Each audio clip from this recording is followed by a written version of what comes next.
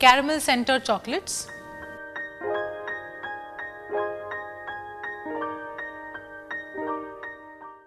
Hi, I'm Anupa and I welcome you to Sanjeev Kapoor Khazana. Like always, I am here once again with some exciting recipes. Very soon we'll be nearing Children's Day, and what is it that kids like the most? Yes, it's chocolate. And chocolate is something that not just kids, all of us like equally. I want to show you some stuffed chocolates, molded chocolates, which you can easily make it at home. And your kids are surely going to love it. It is something that you can make for them, and you can also involve them in making this because it's so simple. You just need 2 ingredients and maybe some tools, but that's it. It's a simple molded stuffed chocolate recipe. Let's quickly run through the ingredients. So to make these chocolates, what do we need? We need some cooking chocolate. We need some dulce de leche, chocolate mold.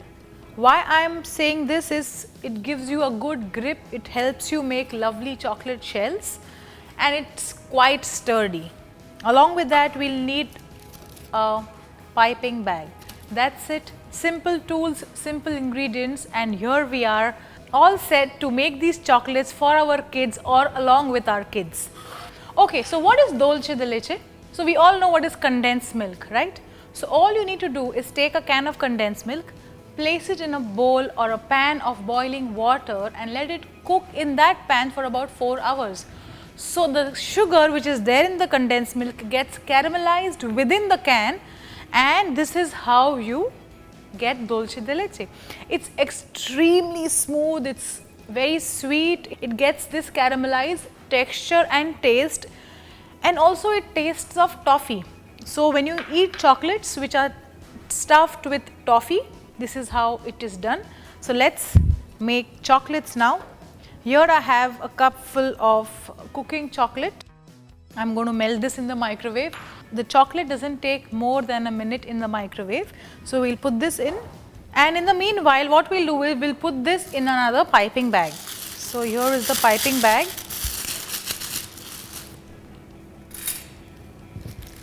This consistency is quite thick, but we don't need anything which is quite runny. You will see why.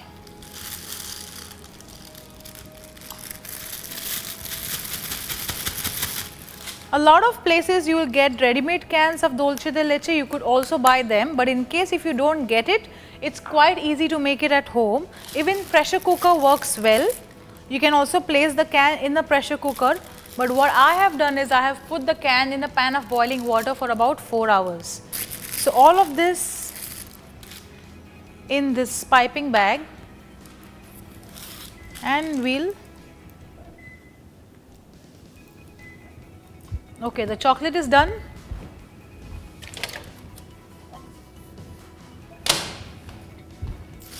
So by the look of it, it doesn't look as if it's melted. Let's stir it and see.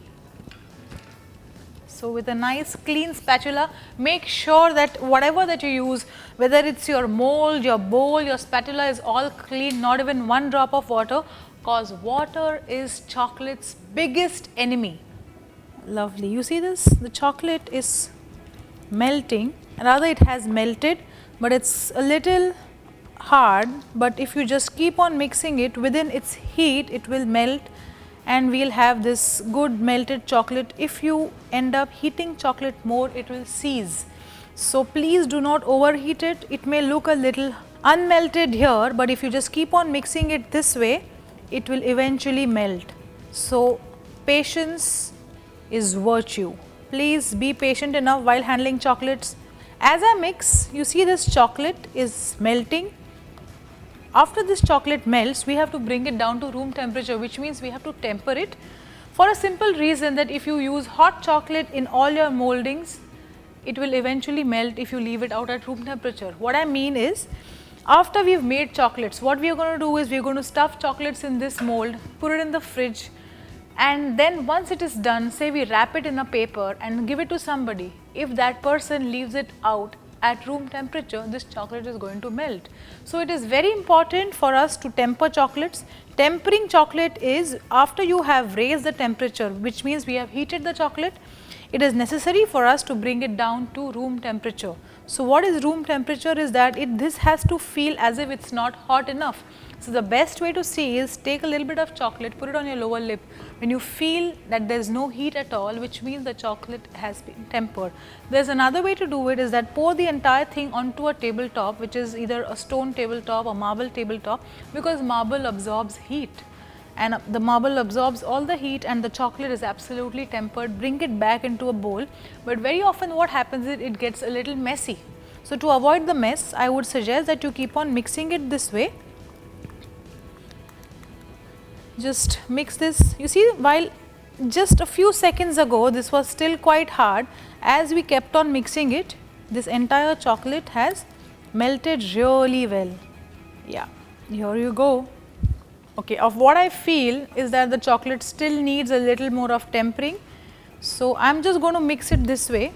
In case there is even a tiny bit of a piece of chocolate which is not melted, will also melt, and we will have this lovely melted or tempered chocolate with us. So this is done.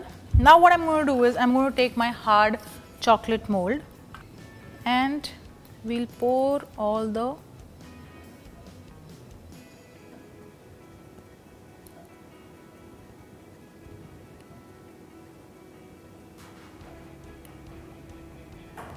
just take the mold, take a scraper, make sure you cover everything, is because we have to make some shells. So how do you stuff a chocolate? This is exactly how you do. So while you do this, you have to understand one thing, that the chocolate has to coat the entire cavity of this mold, for which if you need to add some more chocolate, please do that. And now after you have actually covered it, you have to now start pouring it out of the mold, or else how will the cavity be formed? So take the mold and start emptying out the chocolate like this. You see this? Whatever excess chocolate that was there, so whatever is excess, just take off with the scraper back in the mold, because we need this chocolate further to cover it. So here I have my entire chocolate cavity full of chocolate and it has formed nice shells. Do you remember the piping bag in which we had put the dulce de leche? So what we do now is we'll start filling in the cavity.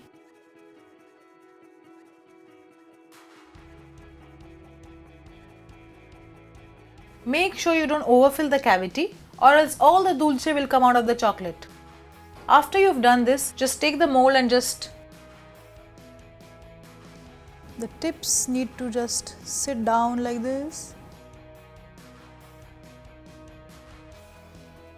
We'll put this in the fridge for about 5 to 10 minutes and then let's top it up with some more chocolate.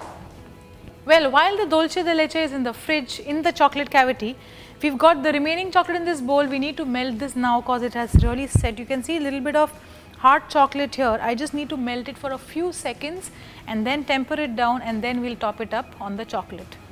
Just a few seconds, say about 10 odd seconds was sufficient for me to actually melt that little bit of chocolate. So just take the bowl, clean it up nicely and make sure there are no lumps here. So for that you may have to mix it once again like this, and of course don't forget to temper it. Okay, so this entire chocolate will now put in a piping bag. The reason I'll tell you. Now let's get back to the chocolate mold which is in the fridge.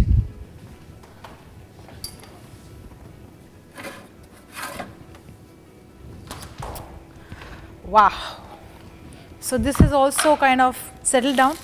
While I was putting in the chocolate in the piping bag, I also mentioned to you the reason that why I am doing is it because it becomes easier now to put in the chocolate into the mold, and whatever excess that we have, we'll scrape it off with the scraper so that it gets less messy. Just quickly fill in. Don't worry about the level, we'll have it leveled absolutely well.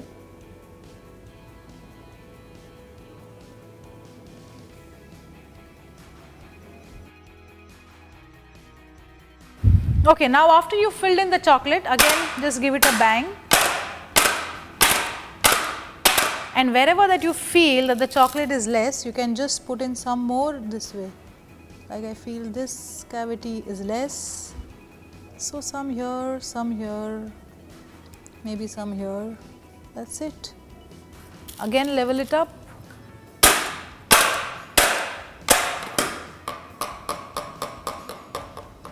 And we will take this and scrape off whatever is excess. So make sure the scraper too is clean. In case there is any chocolate stuck onto this, just remove it with the knife. There are a lot of metal scrapers also available these days. You could also try that.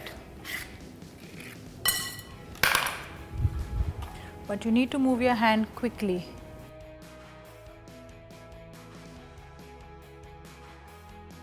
Okay, so here I have actually cleaned it well, whatever is excess on the sides, and now this entire thing will go in the fridge.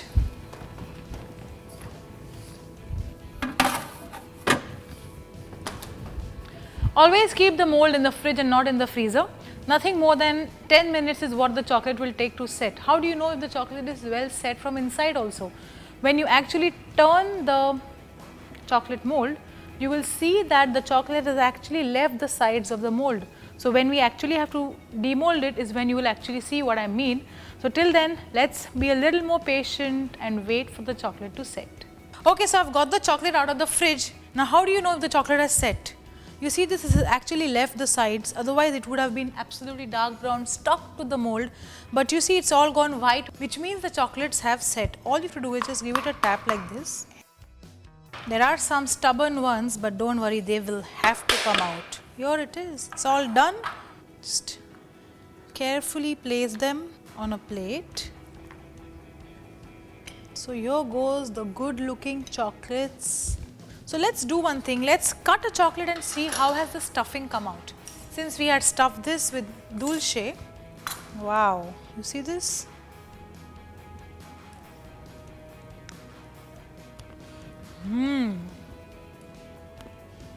I will have to go running today since I have eaten a piece of chocolate. Yes, it's fattening, but the kids at home, they love it. Make it for them. If you like it, please have it. So this is specially dedicated to all the kids. I wish all of them a very happy Children's Day. And once Children's Day is over, you can make it every day. So here is the recipe of caramel centered chocolates for you. Make this recipe just the way I have made it and you will be super happy.